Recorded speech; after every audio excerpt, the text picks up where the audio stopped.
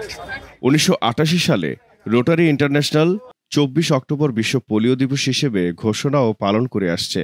সেই সময় সারা বিশ্বে 125টি দেশকে চিহ্নিত করা হয়েছিল, যেখানে প্রতি বছর 3,50,000 মানুষ পোলিওতে আক্রান্ত হয়। প্রতি বছর এই দিনটি পালনের জন্য কিছু বিষয় বা থিম নির্ধারণ করা হয়। রোটারি ইন্টারন্যাশনাল সারা পৃথিবীব্যাপী পোলিও নির্মূলে কাজ করছে। সো এটি শুধু রোটারি ইন্টারন্যাশনালের একার জানি না, এখানে সবার সম্পৃক্ততা দরকার আছে। সেই উদ্দেশ্যে 24শে আগস্ট বিশ্বব্যাপী পোলিও দিবস পালন করা হয়, সবাইকে এই মেসেজটি দেওয়ার জন্য, যেমন বাংলাদেশ থেকে পোলিও নির্মূল হয়েছে কিন্তু এটি আবার ফিরে আসতে পারে। সো পোলিও জার্নিটি কন্টিনিউ করতে হবে। কোথাও যদি কেউ দেখে যে আজকে যে বাচ্চা জন্ম হয়েছে তার পোলিও হয়েছে, তখন ইনফর্ম করলে এটার একটা ট্রিটমেন্ট তাৎক্ষণিক এটা করা যাবে। বাট পোলিও হয়ে গেলে করার কিছু নাই। পোলিও নিবারণে আমাদের রোটারি সারা পৃথিবী জুড়ে ব্যাপক ভূমিকা পালন করছে। বিশেষ করে বাংলাদেশ এবং ইন্ডিয়াতে পোলিও নিবারণ করা হয়েছে। তারই ধারাবাহিকতায় 24 অক্টোবর প্রেস ক্লাবের সামনে বিশ্ব পোলিও দিবস উপলক্ষে একটি র্যালির আয়োজন করেন।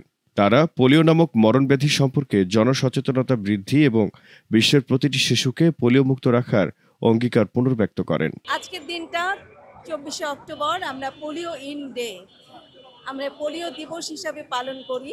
রোটারিরা এই নির্মূল করার ক্ষেত্রে অনেক বড় অবদান রেখেছে। 120 বছর ধরে রোটারি ইন্টারন্যাশনাল মানবতার সেবায় কাজ করে যাচ্ছে সারা ওয়ার্ল্ড ব্যাপী। যে পোলিও সারা বিশ্ব থেকে নির্মূল করার এই রোটারি ইন্টারন্যাশনাল সবচেয়ে বড় অবদান। বিশ্বজুড়ে শিশুদের জন্য প্রাণঘাতী এই ভাইরাস নির্মূলে টিকাদান কর্মসূচির ভূমিকাও অত্যন্ত গুরুত্বপূর্ণ বলে মনে করেন তারা। একসময় এই ভাইরাসে লাখো শিশু প্রতিবন্ধী হয়ে পড়ত, কিন্তু ধারাবাহিক টিকাদান কর্মসূচির ফলে বাংলাদেশ আজ পোলিও মুক্ত দেশ হিসেবে স্বীকৃতি পেয়েছে। সংশ্লিষ্টরা বলছেন, সচেতনতা ও সতর্কতা বজায় রাখতে হবে যেন কোনোভাবেই এই ভাইরাস আবার ফিরে না আসে। জহিরুল ইসলাম, নিরপেক্ষ।